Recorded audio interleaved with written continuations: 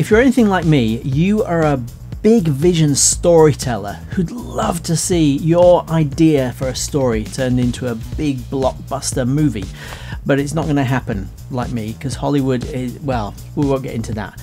But if you're looking at using AI to bring your vision to life, this channel's for you. I'm on a quest to turn a screenplay that I wrote into a watchable movie using AI tools. In this video, I'm going to talk about how I've taken a scene from my movie and applied a really old cinematic technique to elevate it. And you need to know about this because AI won't do this for you. Let me level with you about something. I have turned it into an ebook now. You can buy it on Amazon.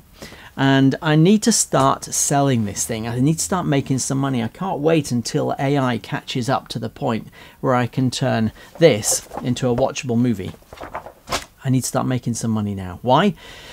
Because in leaving my old career to throw my attention into this, I've got 5 months worth of money effectively before we're done.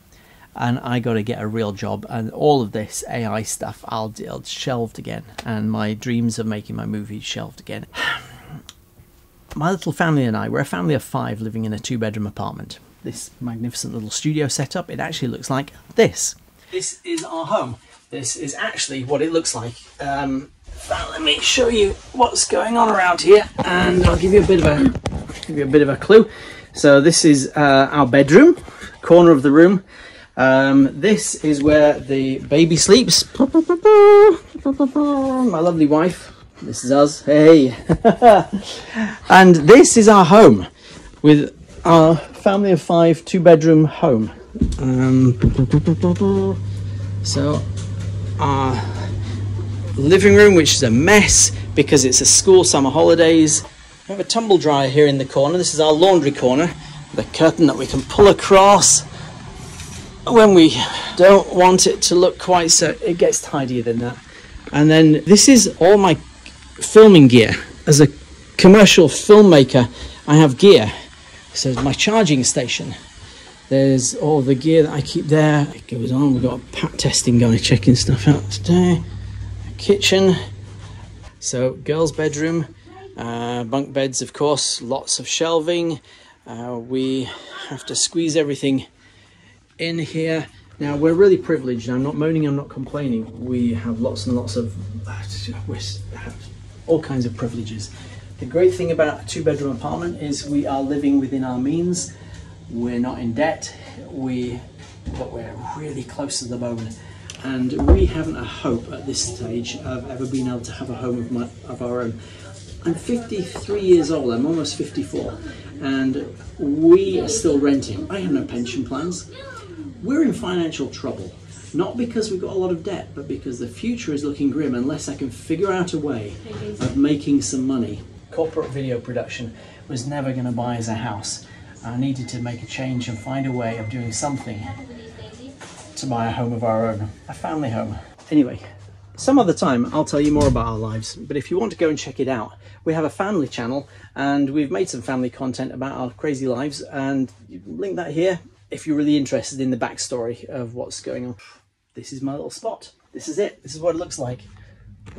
And so this is not a pity party. We're really, really fortunate. Many people in the world have so little and we have so much, and I'm grateful for that. So I'm not complaining, I'm not moaning, but what I am saying is the clock's ticking. If I ever want to be able to get my little family and I out of this house and into a house that's the right size for a family of 5, we've got our baby sleeping on the floor next to us, for goodness sake. We've nowhere to keep him, and we've nowhere to keep...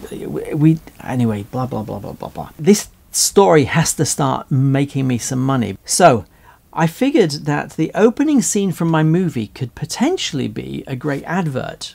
I can't make the whole trailer yet. I am working towards a real trailer, a real AI trailer. But until I can get the trailer made, the opening scene potentially still is a good teaser to hook people in and act as a useful video advert for social media. So recently I used LUMA and Runway Gen-3 to try and take the default action lines from my script, punch them straight in and see what would come out, and it was garbage. It didn't work at all. So I had another go, and I started to begin to get there, but it's still not working.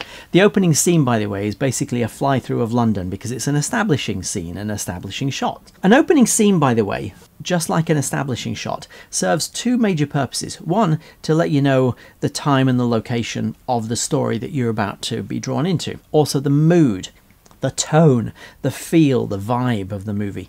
The opening scene sets all of that out so that the viewer watches it and goes, okay, this is what I'm in for. I like it, I'm in. I got better results with LUMA by using image to video rather than text to video. I used Midjourney to create the images, pulled those into LUMA, animated those in LUMA, and I got much better results. But here's one of the things that I had to give up on. Well, I didn't give up, I had to make a change. An opening sequence, it can either be literal or impressionist. And I was aiming for a literal establishing shot that was geographically accurate, that was architecturally accurate, that was factually accurate. And it was just proving too hard. AI just struggles with that level of accuracy. So I thought, well, let's go with impressionistic instead. So when I'd made that decision, I played around with some ideas in Midjourney, and I got some graphics that I kind of liked. So I then put those into LUMA, I animated those, and so I stuck it together into the beginnings of an opening sequence. This is what it looks like. Question: if you had the ability to read other people's minds, would it be a good thing or a bad thing? And if you could know what everybody was thinking, would humanity fill you with hope or despair? I really liked that, but it's not right. It's got a bunch of problems. Let me tell you what worked and what didn't work. Firstly, the sound design, lensdistortions.com. Go to that website, I'll link it below. These guys are absolute kings of the castle when it comes to cinematic sound design. Albeit it's always gritty and dramatic rather than playful and fun. They've got a distinct tone and a feel to everything that they do, but it is magnificent. You watch their sample videos and you just kind of go, I want that, I want that. I want my projects to feel that like that. It's great. So they offer one freebie download sound design track that I edited to. So I downloaded the track and then I edited to all the swishing noises, and I did that by speed ramping in Final Cut Pro. That means you take little chunks and speed them up, and other bits you allow them to be full length. And so I played around with that, changing the speed of things to match the shots so that visuals that were going in the video were also going at the sound that was going. You get where I'm going with this. That's a great way of elevating your project very quickly. The visuals worked well. It was fine that they were impressionistic, a kind of Toy Town tilt shift photography type vibe going on. But this movie is really a rom-com. It's a chick flick. In my personal life, I'm all blokey bloke. All this color scheme, that's me. I like it. But the mood and tone of the movie was intended for a different audience. Hence the book cover. You know, none of you, I'm not asking you to buy this book. None of you are going to watch it. You're not going to buy this book. You're blokes who are, this channel is almost entirely male and you're doing blokey stuff. I tell you what though, if there's a woman in your life who you're trying to impress, who loves to laugh and cry and think, you should go and point her at the book because it's a great story. Anyway, the tone wasn't right. So it was time to turn to the cinematic technique of color theory. You need to know about this as a visual storyteller and an AI filmmaker, because different color schemes will give you different moods and different feelings. And if you're trying to establish a mood and a feeling, you should be asking, in this scene, what's the mood I'm trying to convey? So I'm going to give you a quick walkthrough.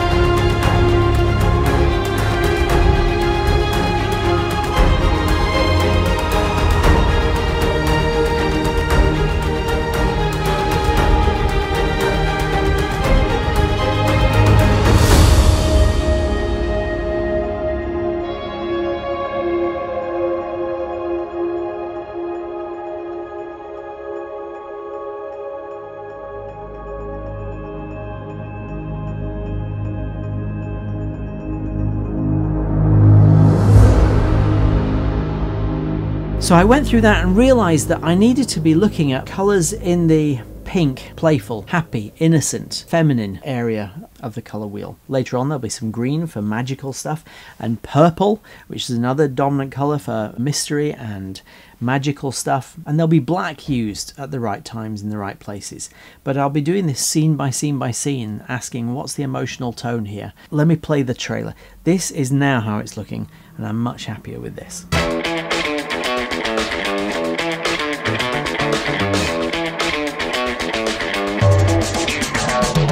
Question: if you had the ability to read other people's minds, would it be a good thing or a bad thing? And if you could know what everybody was thinking, would humanity fill you with hope or despair?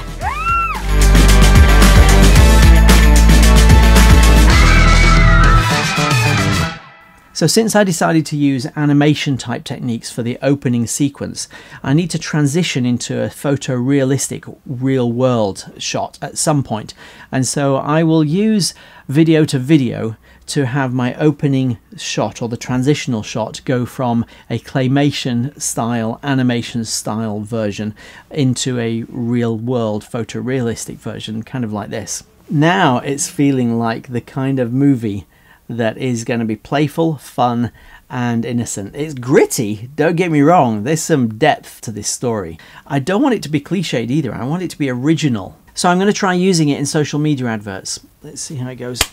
That's a lot to talk about. I'm done.